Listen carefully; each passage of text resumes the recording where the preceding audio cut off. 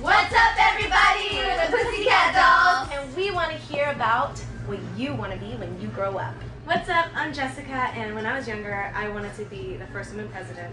Hi, I'm Ashley. What's up, guys? When I was little, I wanted to be a marine biologist. What's up, everybody? I'm Nicole, and what I wanted to be when I grew up was a singer. One of the first songs I ever sang was The Greatest Love of All by Whitney Houston. What's up, everybody? I'm Kimberly, and what I wanted to be when I grew up was my favorite television show was In Living Color, and those Fly Girls were killing it. So I wanted to be that one white blonde girl. This is Melody. What I wanted to be when I grew up was a singer.